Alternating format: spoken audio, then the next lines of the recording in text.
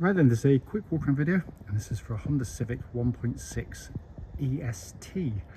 It's a diesel, and the T designates the fact that it's got sat-nav fitted. The car's covered just 64,000 miles from new. It's in lovely condition, really lovely condition, this car, certainly for a car that's 12 years old. It is, as you can see, a lovely bright sunny day, and the reason the car's parked in the shade to do the video is actually so you can see any marks. In bright sunshine it's too glary, so that's why it's done this way. Front of the car, lights and lenses clear, intact, no cracks or condensation there. Bonnet very clean. If there's any stone chips, they are very minor indeed. Near side of the car, lovely and smooth down the panels. Can't see any obvious car parking indentations. Has been kept very nicely. It's literally just been washed off. It's not been polished. It's got that lovely sort of natural luster to it. Bumper corners at the back, again, very clean. This is the boot lid. The offside, driver's side, and as with the near side, beautifully smooth down the panels, really clean.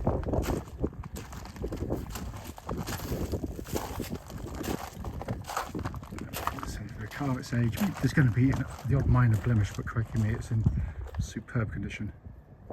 Coming to the back, absolutely huge boot on the Civics. You can drop the little cubby hole down there, down to the boot another 7 or 8 inches. And unlike a lot of Civics, which are normally heavily used, this one's been kept very nicely. So coming to the back, wide opening rear doors. My camera makes these seats look a little bit pinky in the middle, for no apparent reason, yet they are black, trust me, and they are very clean back here. Again, this is where kids sit, and this has been kept beautifully. Front of the passenger side, again, really nice, and again, not pink seats, black and lovely. Finally, come with the driver's door card, really nice. The footwell there is really nice. For a car of its age, the seats, driver's seats in really good condition.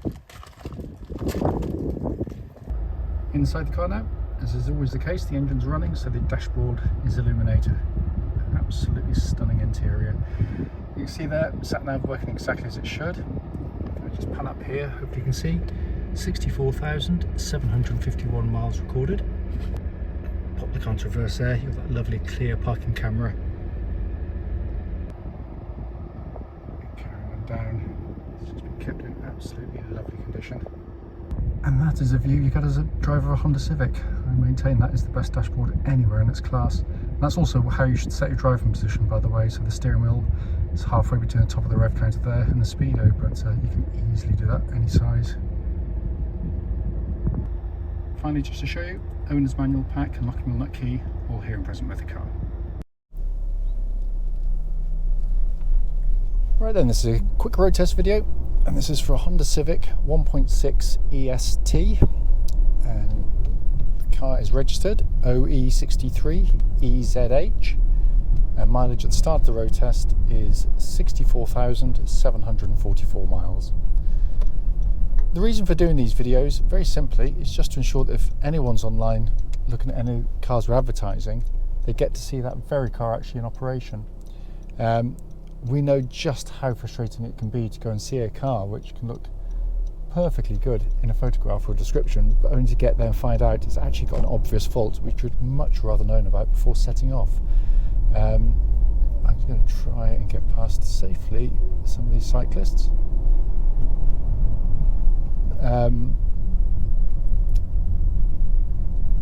We do our test drives on this, by the way, the videos on these very quiet country roads in this beautiful part of Gloucestershire. This actually forms part of the road test route we take our customers on, and the hope is, of course, it'll be representative of what you'd feel yourself. You know, should you go and drive in the car. Hopefully, not as many cyclists as we've got out here today, but I'm going to try and see if you go past them. There we go. So coming to the car, as you'll know from the walk-around section, you know, this is a car we've taken in as a part exchange. We try and go out and buy these, so it's perfect for us. And chap, as I said, bought another Civic from us. It drives absolutely beautifully. First and foremost, twist the key, engine starts instantly, settles to a smooth, even idle. There are no warning lights on the dashboard at all. relating to the engine or any other part of the car actually. And temperature gauge running at a third, which is exactly where it's meant to be on a Honda vehicle. They are a brilliant diesel engine. They give exceptional fuel economy, and it's what I call real world economy. And it comes relatively easy to the Civics. The ones I've had over the years, generally doing shorter trips, not ideal for fuel economy. I'd be about 60. On longer trips, I'll be well over 70. Certainly judging by the average that they've had on their car. They've been averaging over 60 as well, and they live in a town, so it's these are real figures. It's also got the built-in engineering of Honda, so reliability and longevity is pretty much a given. They've got timing chains, no cam belts to have to worry about on them. But it's just a lovely engine. It's smooth, it's quiet, it's powerful, but also the power is delivered in a really linear but also a broad spread of power. Lots of diesels you get into where they can initially feel powerful, but then they've got quite a small power band, so they come in and out. This has this really broad spread of power. Engine then feeds through into the clutch and gearbox. Clutch on the car, absolutely perfect. Bike point exactly where it's meant to be.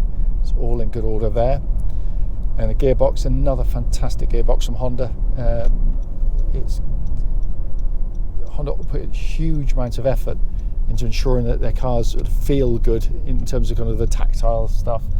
And the gearbox is part of that. It's the one that you can use sort of most regularly. It's short and shift. It's got a lovely mechanical feel to it, even though it's cable operated. It feels substantial and engineered, which I've always loved about them. But it's a gearbox you enjoy using rather than kind of having to use it. Also, by the way, zero play in it, of course. They last an eternity. So coming on to the steering chassis, which I always say on the Civic videos is pretty much my favourite part of the car. Starts with the steering, which incidentally tracks dead straight. There's no vibrations at this speed either, or at this speed, any speed up to the legal limit.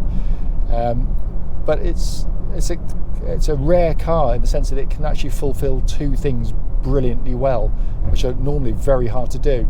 And what I mean by that is, if you just want the Civic as a family car to get from A to B nice and comfortably, it does a fantastic job.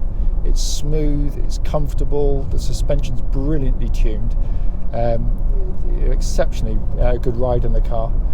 But for those who still enjoy their driving, and I'm very much part of that, it's got all the things I love.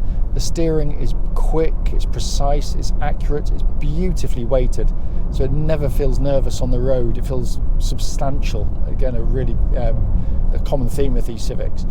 But also the suspension, when you do go through corners, normally with this kind of ride you'd end up with a quite a soft, wallowy feel to the car. It isn't. It's got a lovely precision and accuracy. It flows through corners with really, really brilliant body control. Superbly done, and also absolutely no clonks, rattles, anything from underneath the car. It's all solid as a rock.